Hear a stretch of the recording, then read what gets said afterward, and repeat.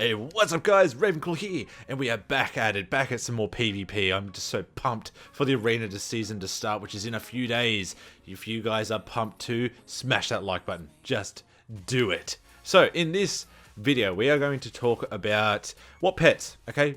PvP season is going to kick off soon, so let's talk about what pets are going to help you the most in either arenas or battlegrounds, okay? So, first, let's kick it off, and I'll put it up on the screen what pets are where and in what spec, and so you guys can choose which one you'll take. So, in arenas first, and then we'll talk about battlegrounds. Arenas, we have only got probably about maybe 2 or 3 different abilities that we choose.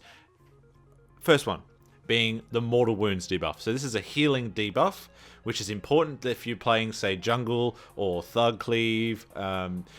You want to be able to put as much pressure on the enemy team as you can, and taking that healing debuff gives you that edge straight off the bat.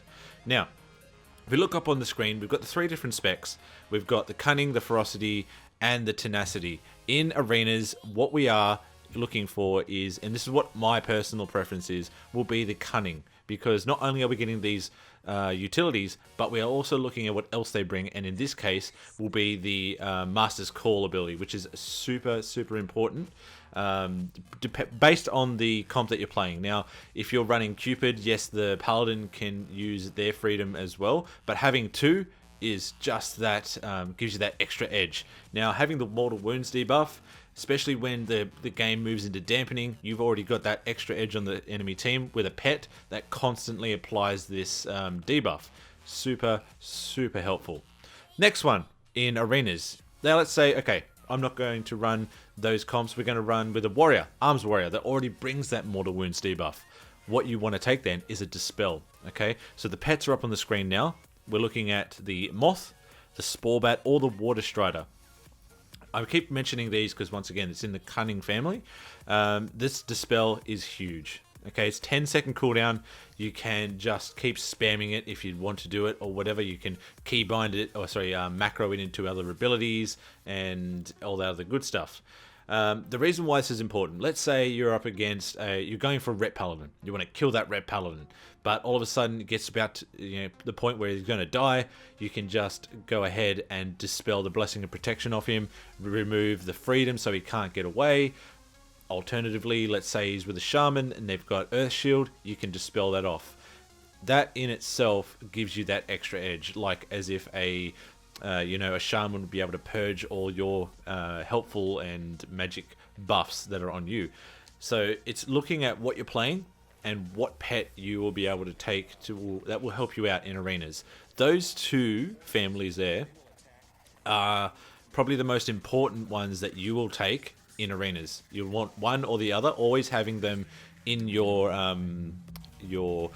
readily available pets. Now, just on that note, World PvP, okay, you will probably end up taking, say, a Water Strider to give you water walking, and in BGs. So we'll talk about that now.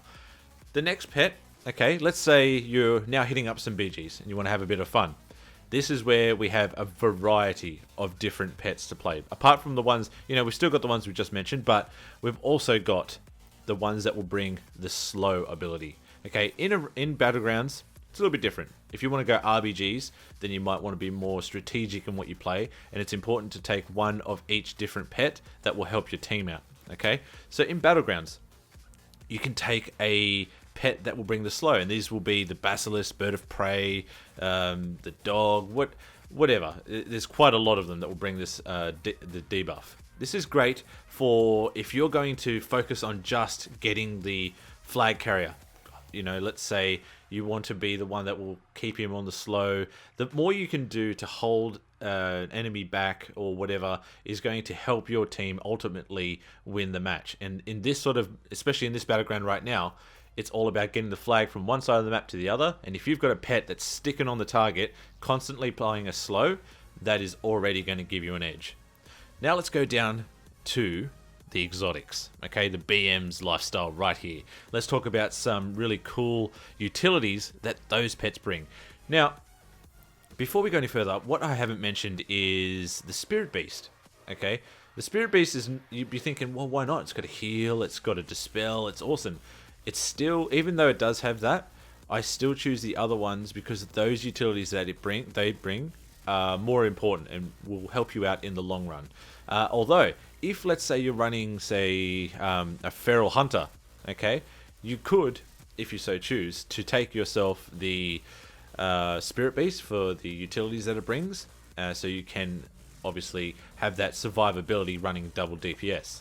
This will be entirely up to you. However, in Battlegrounds, I only run with that spirit beast. It just helps you, like right now, I'm getting just pummeled. But having a spirit beast with me to give me my heals, my damage reduction, all that stuff, it'll just keep you alive and allow you to get back to safety of your teammates. The next one, you want to take the pterodax.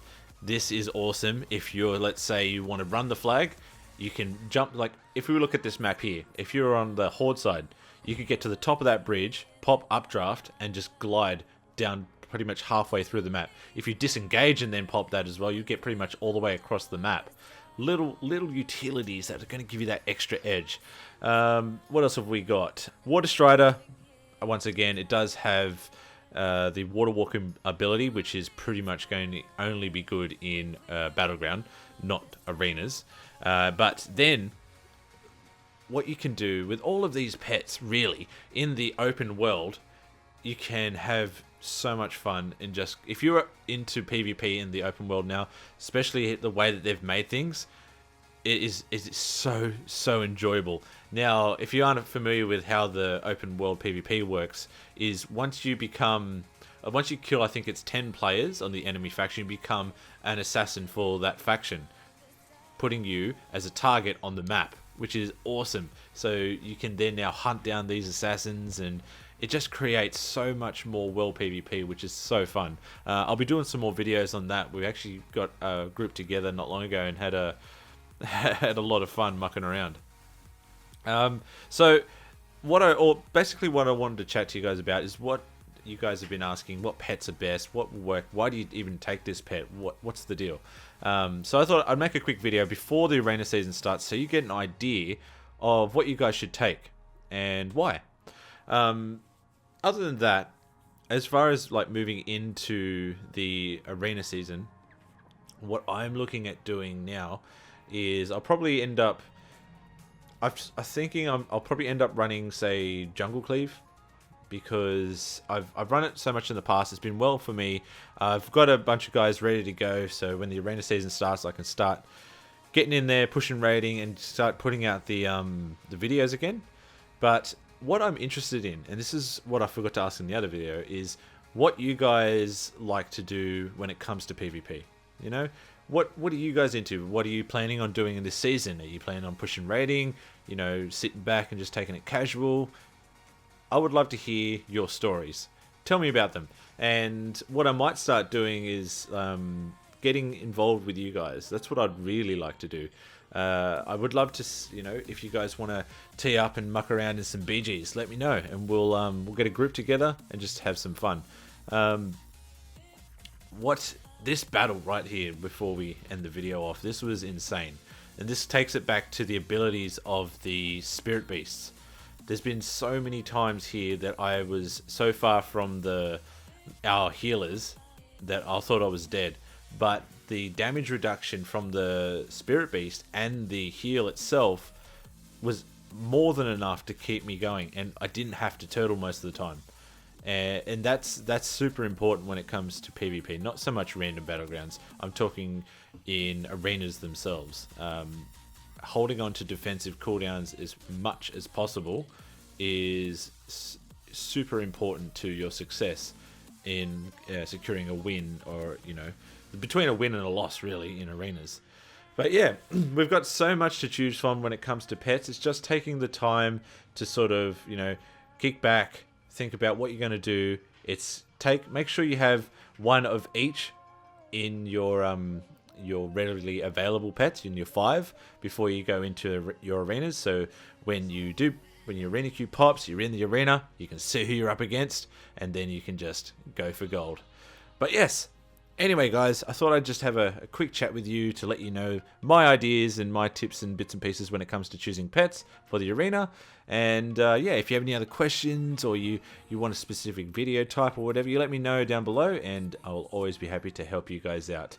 But until next time, you amazing people, you keep on sniping, and I'll see you all very soon. Take care.